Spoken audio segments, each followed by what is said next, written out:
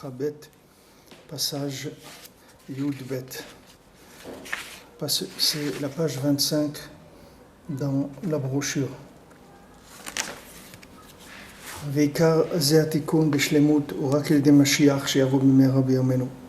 Maintenant, réparer cette chose-là complètement, c'est-à-dire réparer ce principe du chesed nouveau, c'est-à-dire réparer le fait qu'il y a des gens qui ont déversé la vitalité du côté négatif. Cette chose-là, elle se réparera de façon parfaite quand Mashiach va venir. Ki Mashiach yavo letaken ze achet beyoter kamuva basfarim.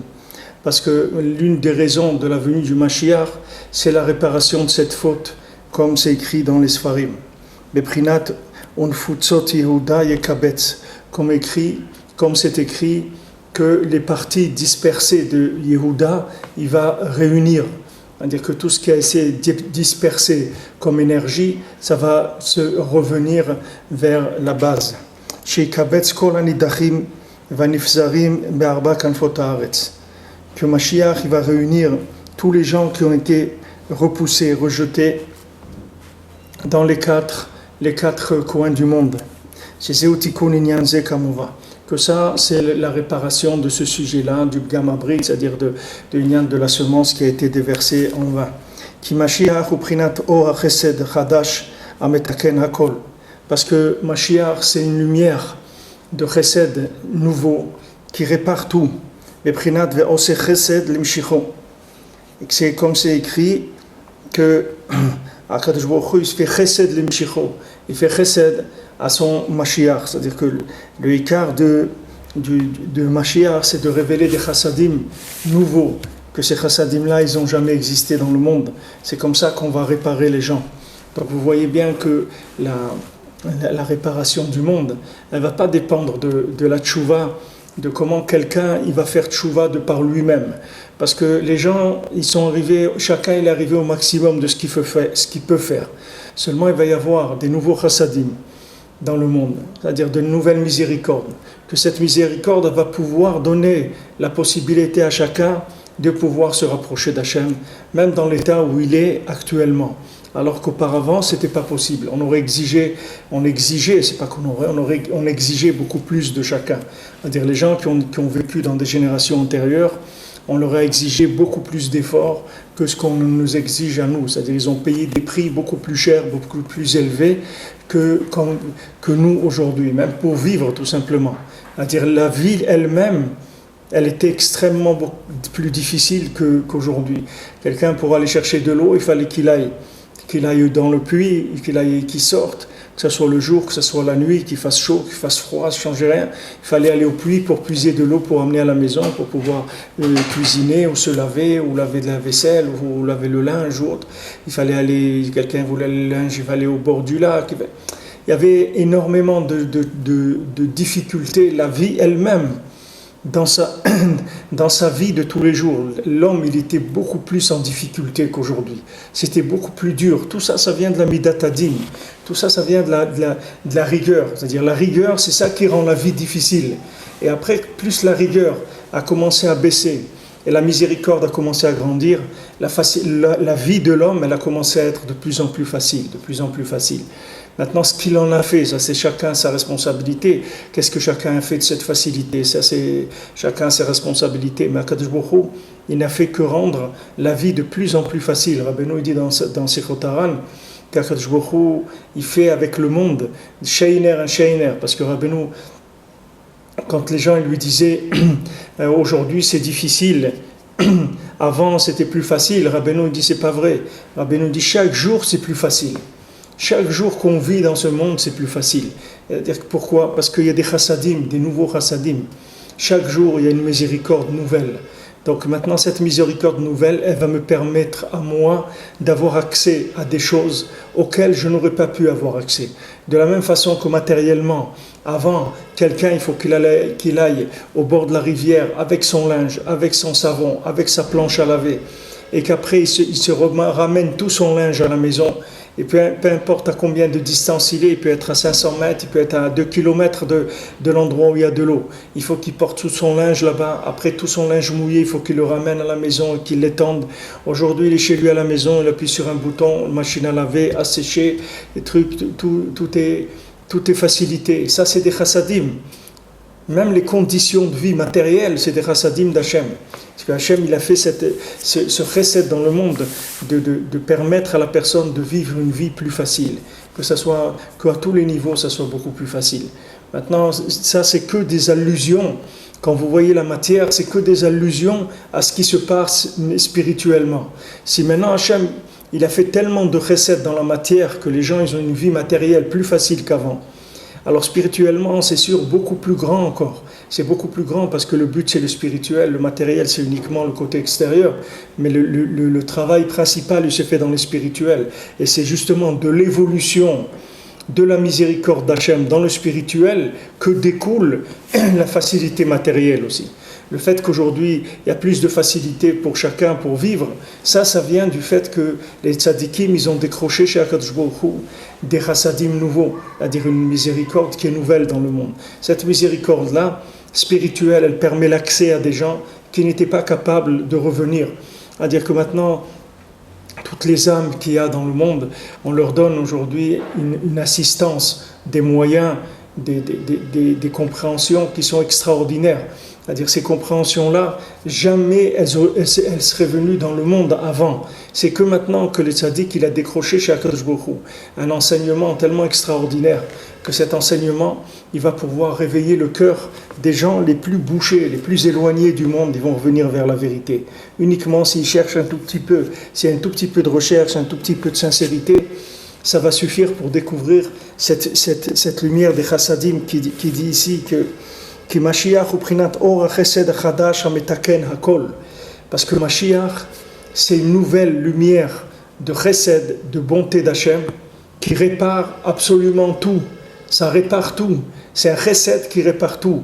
Vous voyez que la réparation va se faire par le chesed, par le fait que Hachem il va amener plus de chesed, plus de miséricorde dans le monde. Veze prinat uba letzion goel ulshave pesha beyaakov. C'est ça, uba letzion goel. Il va venir vers Tzion, un délivreur. Il va venir Mashiach vers Tzion. Ulshave pesha beyaakov. Et ceux qui font des avérotes, ils vont faire tchouva dans Beyakov, c'est-à-dire dans le Ham Israël. Dans le Ham Israël, les gens qui font des avérotes, ils vont faire tchouva. Ulshave pesha daika, Rabbi Nathan dit, et précisément ceux qui vont faire tchouva. Shem Hashavim al chet hanal, que c'est les gens qui font tchouva sur cette avéra-là.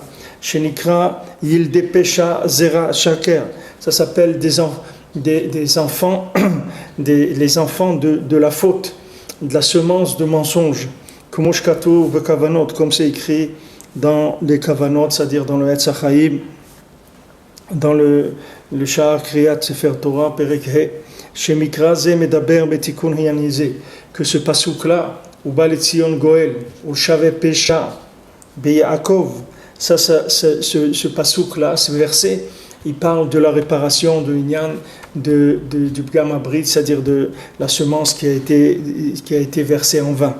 Velahem daika yavo goel sedek. Et c'est pour eux, précisément, qu'il va venir le Mashiach. Mashiach, il va venir pour ces gens-là, précisément. Kikol tikunam aliado daika. Parce que toute leur réparation ne dépend que de Mashiach. וכשיבוא ויתקן, אז יחזור ויעיר בהם הנקודה שהיא כלולה משלוש נקודות כנ"ל. Maintenant, quand il va venir, Mashiach, il va les réparer, alors la nekuda qu'ils ont, c'est-à-dire leur point d'attache avec l'infini, il va se renouveler et automatiquement les 3 points dont on a parlé vont se renouveler aussi, c'est-à-dire le point du tzaddik, le point de l'ami et le point individuel, c'est-à-dire le contact individuel de chacun avec Hachem.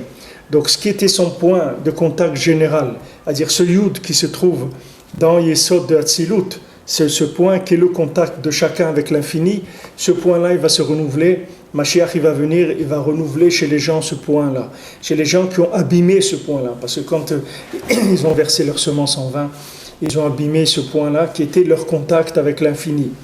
Donc il ne faut pas qu'ils s'étonnent, ces gens-là, si c'est difficile pour eux, si c'est amer pour eux, si la vie dans la Torah n'est pas facile pour eux. C'est normal parce que ce sont des gens qui ont abîmé le point même de contact avec l'infini, il a été abîmé. Donc ces gens-là, qu'est-ce qu'ils peuvent espérer comme joie dans leur vie, comme bonheur, comme amour de la Torah? Toutes ces choses-là, elles proviennent de ce Yud-là qui se trouve, ce Chesed qui se trouve dans Yesod de Hatzilut. Comment ils vont goûter à tout ça?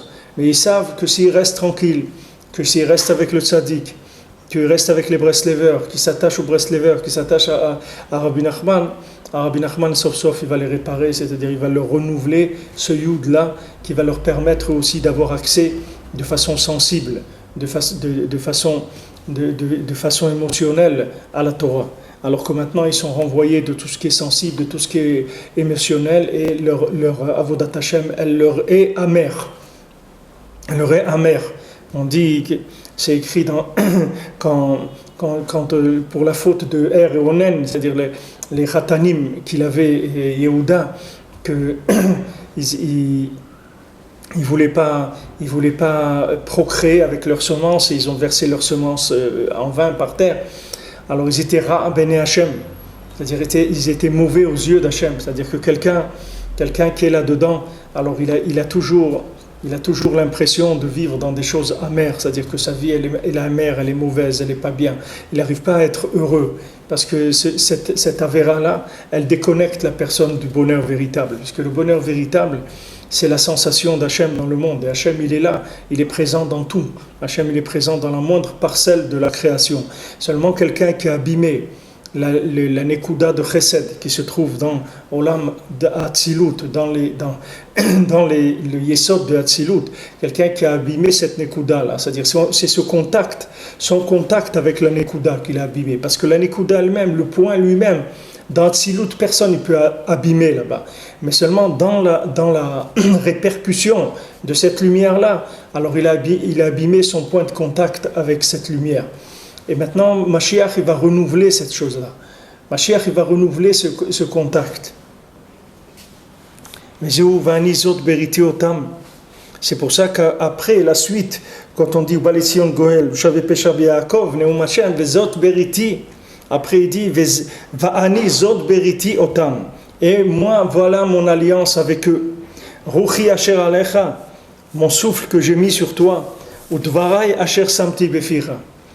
Et les paroles que j'ai mises dans ta bouche. Vous voyez, vous allez voir comment la Torah du Rebbe, comment elle inclut tout ce qu'il y a, tout c'est inclus dans la Torah du Rebbe. Le Rebbe, il a dit des Torah dans lesquelles il y a absolument tout ce qui existe, c'est inclus dans sa Torah, comme il l'a dit lui-même. Hainu prinat hanekuda ashora etzel brit shalom, shesham prinat ruach hakodesh. Maintenant, la Nekuda qui se trouve dans Brit Shalom, cette Nekuda dont on a parlé des Chassadim, qui se trouve en Brit Shalom, qui est le Ruach HaKodesh, qui est le souffle divin, comme Shamar Ben Uzal, Vezeu Dvara Yasher Samti Beficha. Et c'est ça les paroles que j'ai mis dans ta bouche.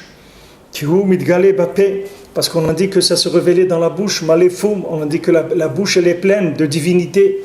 Alors c'est dans la bouche que ça se révèle, ces points-là de l'alliance qui est réparée se révèlent dans la bouche.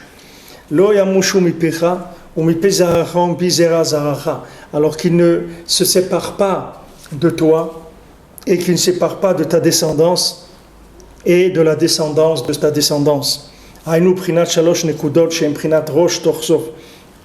Qui sont les trois points dont on a parlé, qui sont Rosh, Tor et Sof. C'est-à-dire qui sont la tête, l'intérieur et la fin. Ce sont les trois points.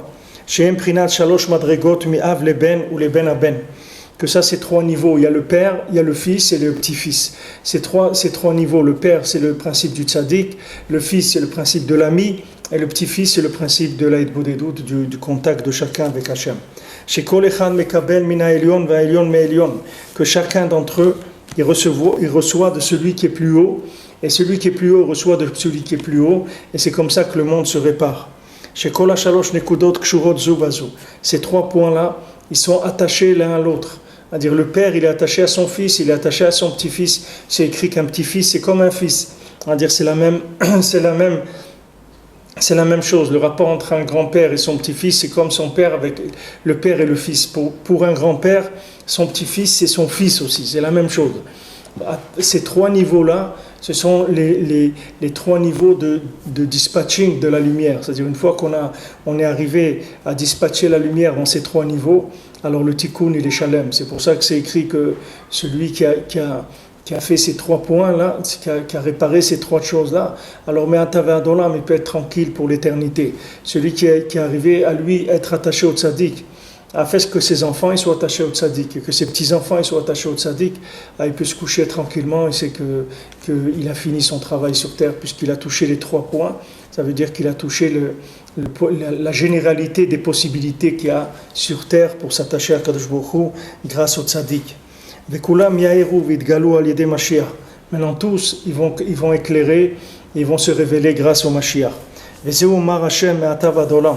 ça qui est écrit, que Hachem il a dit, voilà, il dit Rabbi Nathan, Amar Hachem me'atav adolam, depuis maintenant jusqu'à l'éternité. Ki geoula charona hi leolam vaed.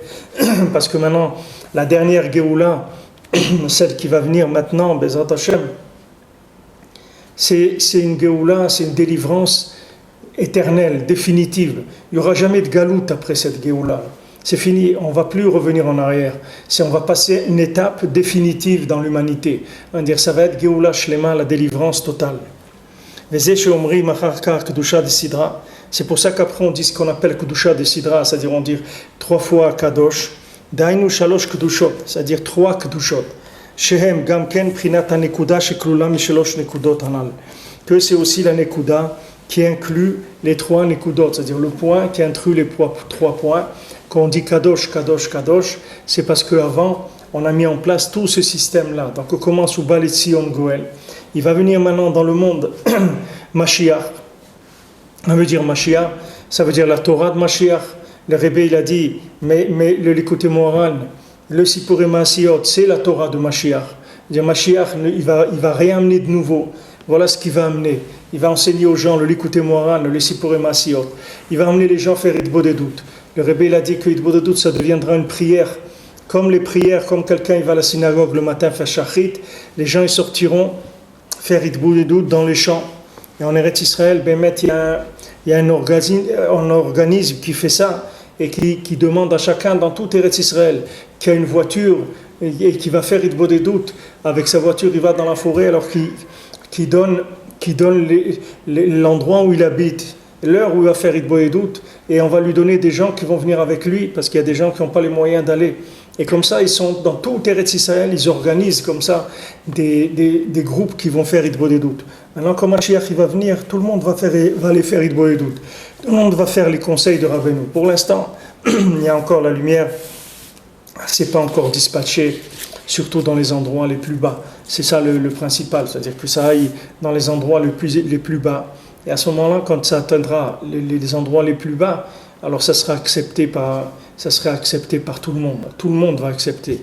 Parce que celui qui peut le plus, c'est sûr qu'il peut le moins. C'est-à-dire que maintenant, une fois que maintenant, tous les grands, soi-disant grands entre guillemets, parce qu'ils ne sont pas grands du tout, mais disons, qui s'appellent les grands du Ham Israël, quand ils vont voir que eux, ils sont incapables de résoudre les problèmes du Ham Israël, et qu'il va venir une Torah qui va résoudre les problèmes des gens les plus éloignés, alors eux-mêmes aussi ils auront leur tikkun à travers ça, par le fait qu'ils vont voir que cette Torah Nifla, elle répare tout. Donc Rabbeinu il a amené dans le monde, écoutez Moharan, Sipurei Maasiyot, il a amené la Torah de Mashiach. La Torah de Mashiach, ça veut dire que c'est des chassadim. Cette Torah, c'est des chassadim, c'est-à-dire elle permet à des gens de se rapprocher. Vous voyez des gens qui viennent à Ouman à Rosh Hashanah, ils viennent avec tellement d'amour pour le Rebbe, c'est des gens tellement loin, ils viennent avec de la drogue, avec de la musique trance, avec des midotes, un comportement incroyable, des façons de s'habiller, des façons de parler, tout est mamash très très très éloigné, c'est des gens extrêmement éloignés, et ces gens-là, ils viennent à Rosh Hashanah. Ils viennent pourquoi? Parce que cette Torah-là, elle les appelle à eux aussi. C'est-à-dire qu'eux, ils sentent qu'ils viennent chez le tzaddik qui les aime. Ils sentent que Rabbi Nachman, il les aime. Comme ils sont Vous voyez des gens qui sont, s'il y a quelques vidéos et tout sur YouTube, regardez un peu, vous verrez là-bas ce public-là, vous allez voir un peu toutes sortes de gens qui viennent là-bas. Pourquoi? Parce qu'ils sentent que Rabbi Nachman, il les aime. Qu'est-ce que ça veut dire Rabbi Nachman, il les aime? Ça veut dire que Rabbi Nachman, il a révélé une Torah qui les inclut à eux aussi. Qu'ils voient que dans cette Torah, ils ont leur place dans le cœur du tzaddik, dans le cœur d'Akadosh Baruch Hu. C'est-à-dire qu'ils voient qu'eux aussi, ils sont aimés par Hachem. C'est ça le principal de la Torah que le tzaddik il révèle. Si maintenant chacun il savait combien Hachem il l'aime, alors tous les gens ils feraient la Torah. Mais les gens ils ne savent pas, ils croient que la Torah c'est un système rigoureux pour des gens forts qui sont capables de suivre des structures, de la rigueur, etc. Mais si les gens ils se disaient, ils voyaient, c'est pas de se dire, il faut qu'ils le voient. Et on le voit ça à travers les enseignements du Rebbe. C'est quelqu'un, il voit ça. Il voit qu'il y a une place pour lui aussi. Il dit non, pour toi aussi, Baruch Haba, viens, toi aussi il y a une place. Il dit mais moi je fais rien, mais qu'est-ce qu'il t'a dit de faire? Il dit viens avec nous, viens, tu vas voir que tu as ta place aussi. Et la personne elle vient, elle se sent faire partie d'une chose aussi merveilleuse que ça, d'un kibbutz, d'un rassemblement de neshamot, tellement différents, tellement les uns différents les uns des autres. Chacun il a son année là où il travaille dans son petit groupe, dans son petit endroit. Mais là-bas il y a une généralité extraordinaire, c'est-à-dire c'est la plus grande généralité qui existe au monde. Il n'y a pas un endroit où il y a autant de gens différents qui se rassemblent autour d'une Torah, autour d'un Rav qui leur enseigne une Torah comme ça. Ça n'existe pas. Même les gens qui disent « Ouais, mais voilà, à l'Akba Omer, il y a 500 000 personnes qui viennent, etc. » Mais l'Akba Omer, si vous voyez, c'est quelque chose qui est en Eretz Israël, et que la plupart des gens qui viennent, c'est d'Eretz Israël. Il y a un petit peu des gens, c'est vrai, qui viennent d'Europe et d'Amérique, mais le quart, c'est d'Eretz Israël. Et ils viennent parce que Dafka, à ce moment-là, il y a eu cet adoucissement de la rigueur sur les 24 000 élèves de Rabbi Akiva. Mais Rabbi Shimon, il ne s'est pas enterré, il ne s'est pas, il s'est pas engagé à sauver celui qui allait venir sur sa tombe.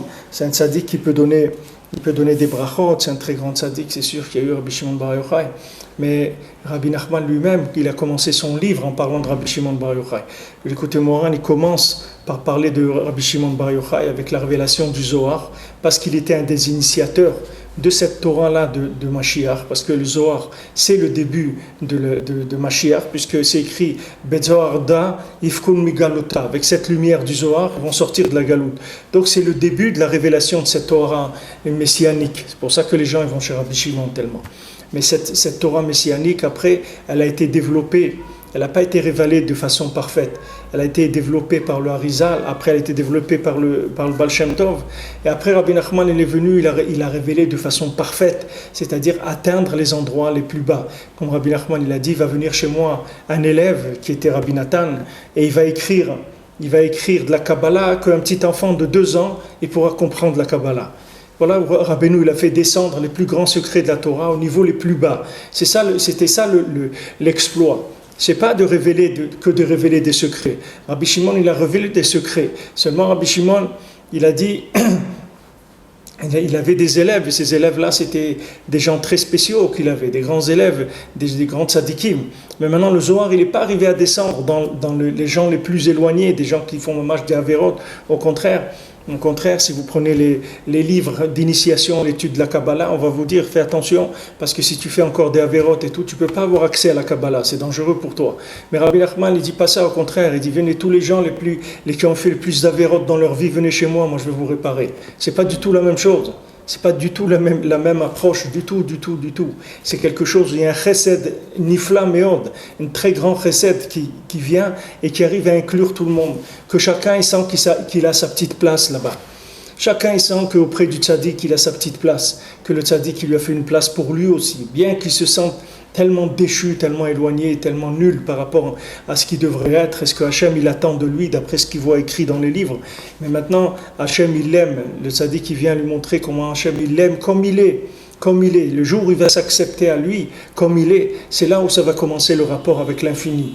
Le jour où il va s'accepter, qu'il sache que comme il est, il y a une place pour lui chez Akadosh Baruch Hu, et qu'il arrête de se détester, qu'il arrête de s'exclure, qu'il s'inclut dans le kibbutz Akadosh de tous les Breslevers qu'il y a dans le monde, par le fait qu'il aime Rabbi Nachman, par le fait qu'il suit ses conseils, par le fait qu'il vient au Man. Si chacun, là où il est, qui peut faire ce qu'il fait, il va s'inclure dans ce kibbutz Kadosh là, et quand quelqu'un va s'inclure dans ce kibbutz Kadosh, ça y est, il est sauvé. Il est sauvé parce que cette Torah-là, elle va lui faire prendre conscience que lui aussi, il peut. Non seulement il est bien, mais il peut faire des choses. Et vous allez voir que petit à petit, la personne elle va se construire, elle va se reconstruire, elle va prendre confiance en elle, elle va arriver à des choses extraordinaires. C'est ça le but du tzaddik. C'est pas de révéler des chassadim qui disent bon, c'est pas grave, que n'importe comment que tu es, on va te laisser passer. C'est que le tzaddik, il reconstruit l'individu. C'est ça le véritable chesed. C'est pas de donner, comme c'est écrit pour la tzedaka, c'est pas le but, c'est pas que de donner de la tzedaka à quelqu'un, mais là voilà, il a de quoi manger. Le but, c'est de donner un métier à quelqu'un de manière à ce qu'il n'ait plus besoin de la tzedaka. Quand quelqu'un vous lui apprenez un métier, il a sa parnassa, il n'a plus besoin de tzedaka. C'est la plus grande tzedaka qui existe, c'est d'apprendre un métier à quelqu'un.